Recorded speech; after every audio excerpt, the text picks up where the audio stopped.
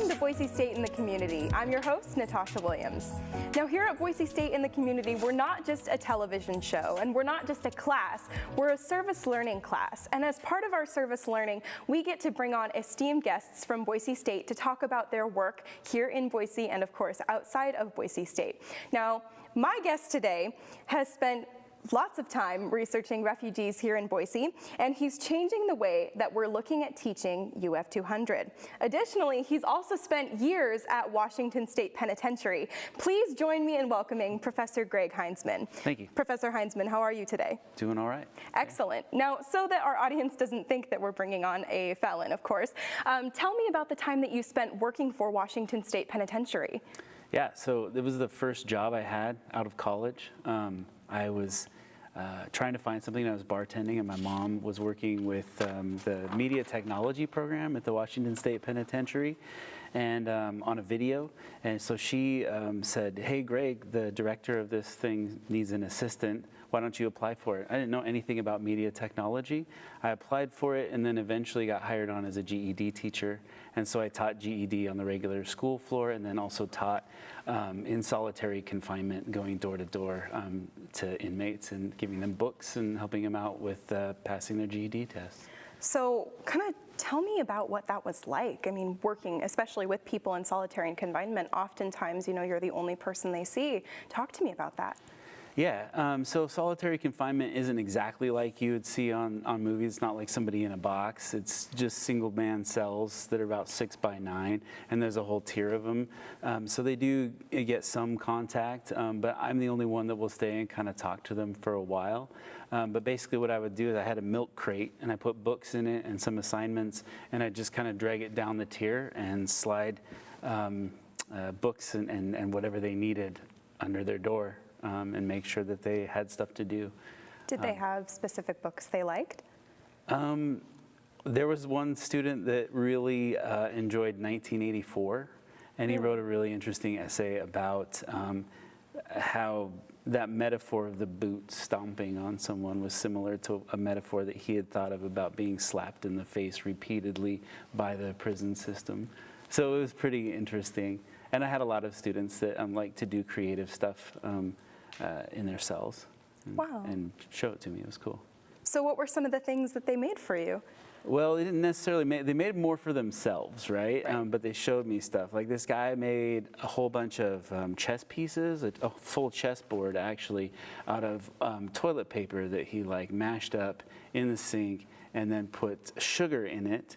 And he put sugar and Kool-Aid in the other one, so he had white pieces and red pieces. And they would set up the boards so that they could yell down the tier to each other and have two boards going at the same time and actually play chess, even though they were, 50 feet away from each other. Wow, that's incredible. It's sort of like Battleship, right? How you kind of say, move to... Yeah, exactly. Mm-hmm. Wow, that's so interesting. So after Washington State Penn, of course, you traveled abroad. So tell me the story about, when you got to Spain and what it was like when you kind of stepped off the plane.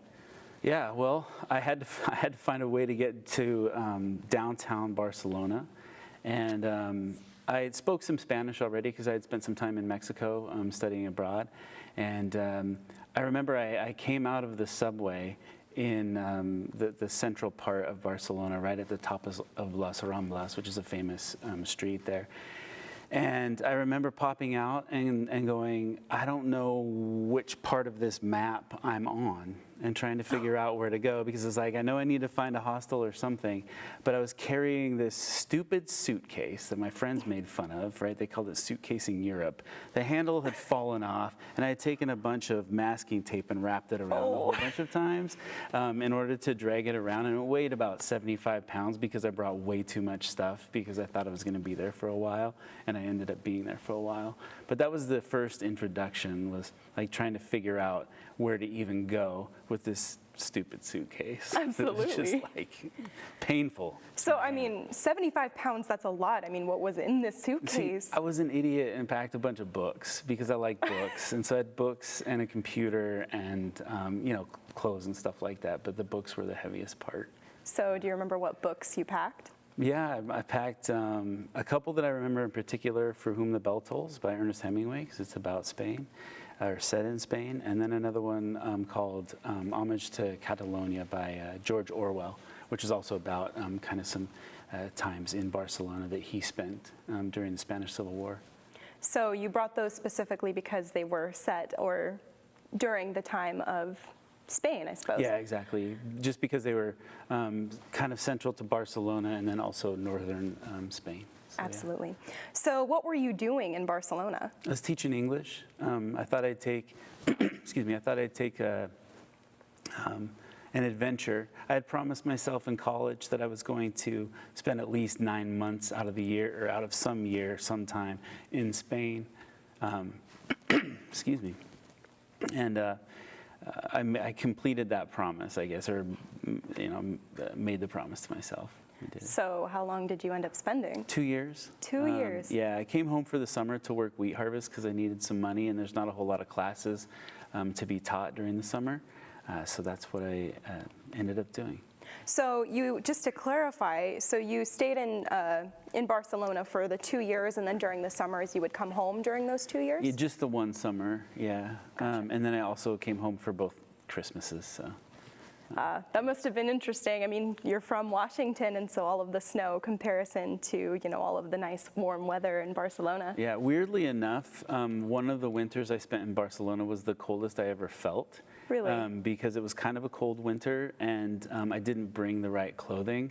Because I figured it would be a little warmer, and also they don't necessarily have as much heating in the very small room that I was staying in. It was about as wide as my arm span. So. No. Yeah. Oh my goodness! And this was the hostel that you were No, talking it was about. the place that I rented. You rented a room Yeah. that was no bigger than your arms? Yeah, pretty much. I mean, it was much longer, but about right here. Oh yeah. my! Was it very expensive? Well, it depends on what you mean by expensive, but it was probably, I don't know, 250 euros a month for a very small room. Wow, and in kind of U.S. dollars, that's About $300. okay. And that's not this terrible. was in the early 2000s or mid 2000s, like 2004. So after Barcelona, I mean, if Yeah. anybody, we're talking about, summer in Spain and Spanish everywhere. Yeah. So, I mean, after Barcelona, coming to Boise, I Yeah. mean, that must have been complete culture shock, complete shell shock. It was the biggest culture shock of my life. And I had lived in Mexico and learned Spanish and came back from that. But coming from a really big city, Barcelona, hanging out with a lot of people who were speaking a lot of different languages. Even had a Halloween party one time where I counted about 75 people speaking 25 different languages. Wow. And having that type of community around me all the time, and then going directly to grad school in Boise where I didn't know anybody. I had an aunt and uncle that lived up in Wilderness Ranch, and they were kind of my contact point. But it was a big. I made friends very fast in Barcelona, and then when I was in grad school, I didn't have as much time. And so for Boise, it took me a little while to acclimate and adjust to grad school because it was just a lot busier too. Absolutely. Less drinking and less partying. All more truthfully. studying, right? Yeah. Those good things. Yeah. So, I mean, in Boise State, you kind of stumbled upon the refugee resettlement program. Yeah. And so talk to me about kind of how you stumbled. Tell me that story. Yeah, so I was in my boss at the time's office, and she had a poster on the wall about a refugee resettlement project that she was doing. And I was looking to try to find a good theme for my UF 200 class, which is an ethics and diversity class. And because of my connections to international studies and things like that, and my connection to literature, I thought it would be really interesting to study people's stories who have been displaced and moved. And that connected me with service learning. And they connected me with the Agency for New Americans. And that just started a partnership. And we started with a movie event similar to the one that's going to be next week. Absolutely. And coming up after the break next week, we will talk about a little bit more about that movie event. And of course, we'll talk a little bit more about how Professor Heinzman is revolutionizing the way that we look at teaching UF 200. We'll be right back. This is Boise State in the Community on BTV. Oh my God, I broke the rule.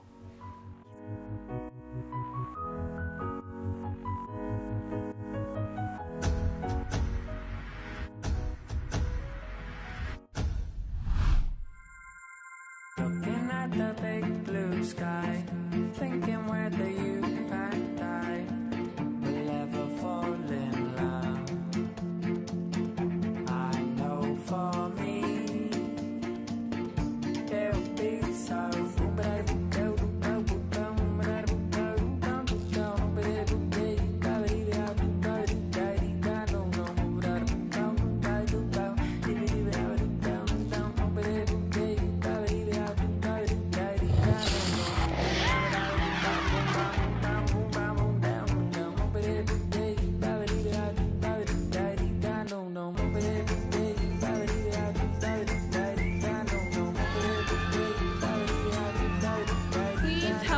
welcome the President of the United States of America.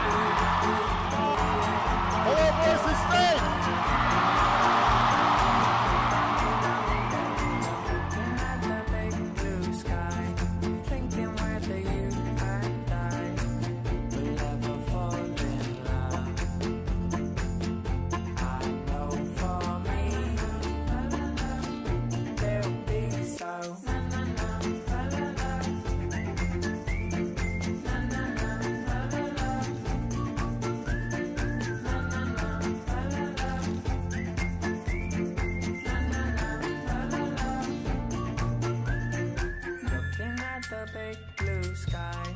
Thinking whether you and I will ever fall in love. I know for me it'll be so.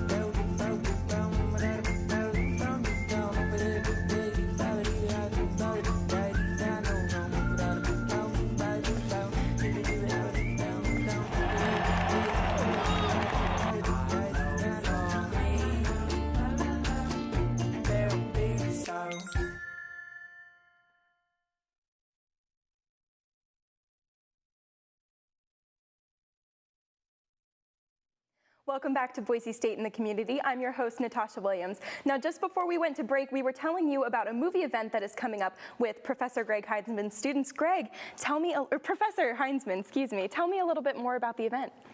Yeah, so it's an event on March 7th, 7 o'clock. Doors open at 6:30, and my students do some advocacy work and then also sell some tickets to try to get people to come. It's a movie about refugees arriving in a small town in Sicily and how they interact with the people who live there.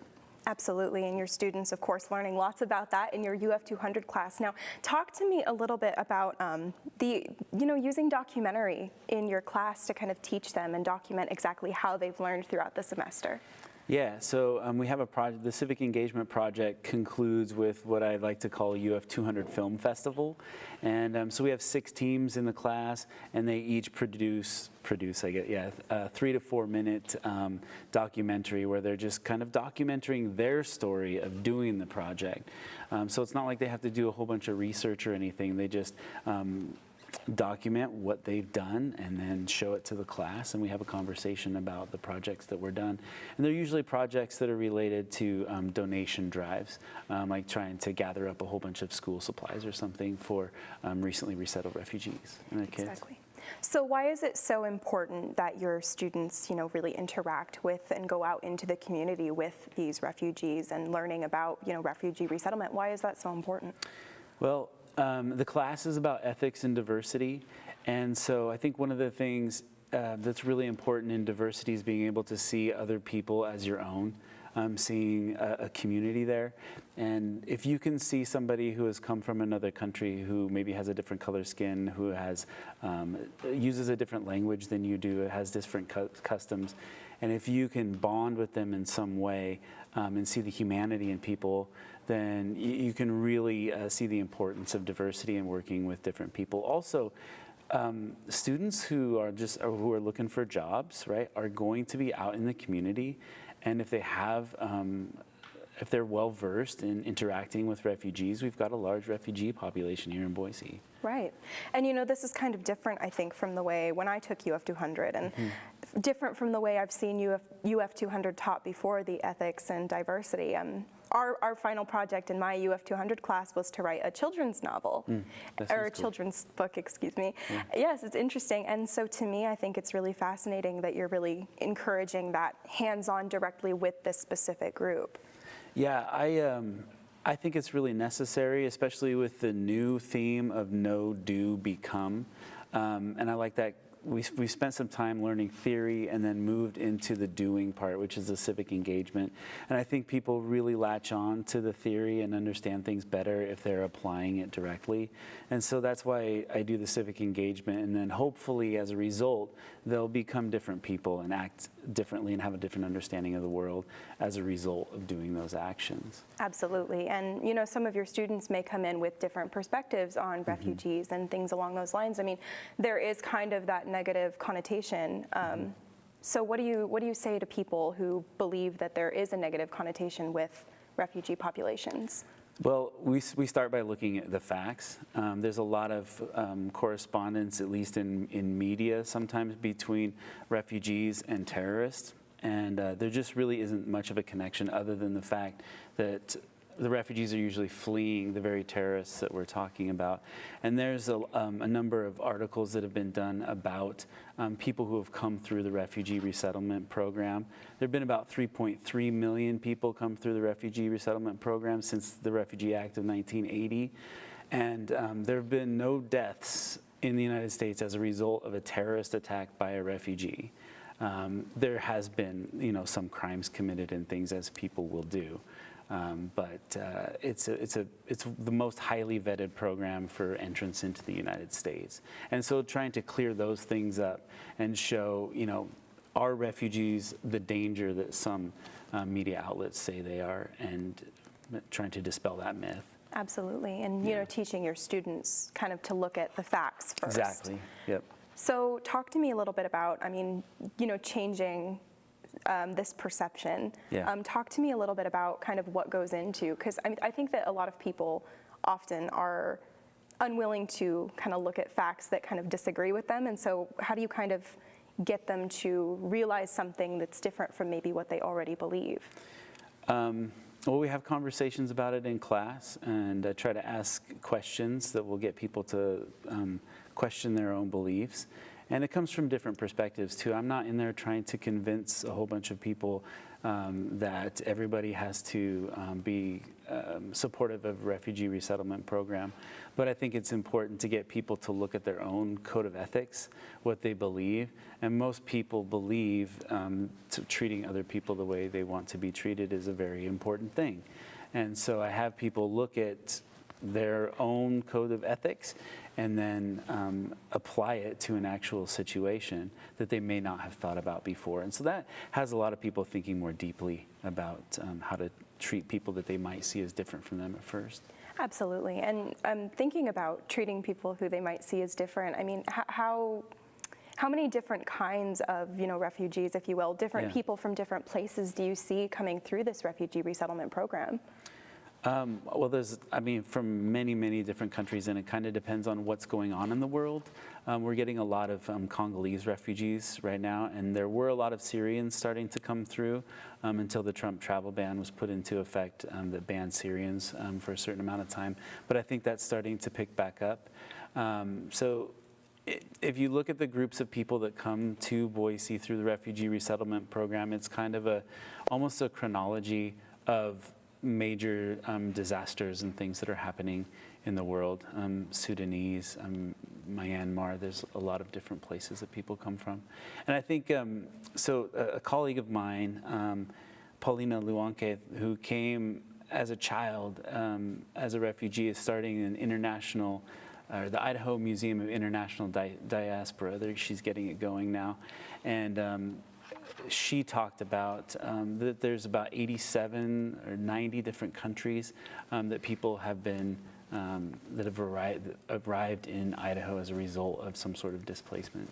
Absolutely. And talk to me a little bit more about this International Museum kind of project. I hadn't actually heard of it yet. Is it? Yeah, because it doesn't exist yet. Oh, yes. It's a project that's in process, and it keeps changing every week. And I just talked to her earlier this week. It's something that's now supported by National Geographic and supported by a number of universities in Idaho and some outside of Idaho. And it seems to have the community's stamp of approval so far, and they're in a money gathering phase right now, fundraising and trying to tell people about it and get the right people involved to make it happen. That's really fascinating. And of Yeah, course, I mean, it's pretty awesome. your students, naturally, that'll be a really great resource for them. Yeah, eventually. And it's, they're on a 4 or 5 year plan or something, and who knows exactly when it'll happen, but things are moving way faster than she thought. She told me about it like 3 months ago, like, yeah, we're getting this thing kind of rolling, and then all of a sudden, it's like, she kind of hit the top, and it's got its own momentum now. Absolutely. Right? She's not pushing it up the hill anymore. Well, another really cool community event that's going on at Story Fort. Refugees are actually, as part of the Tree Fort Music Festival every year, the Story Fort in March. Refugees actually have a chance to tell their stories, actually to a bunch of different people. Would you tell me a little bit more about that? Yeah, so the director of Story Fort, Christian Wynn, gets some people together who are willing to tell their stories and actually practices with them a little bit beforehand so they can get up and tell a story in a really compelling way. And then there's also a lot of other writers who are going to be doing readings and things for Story Fort, the literary branch of Tree Fort. Absolutely.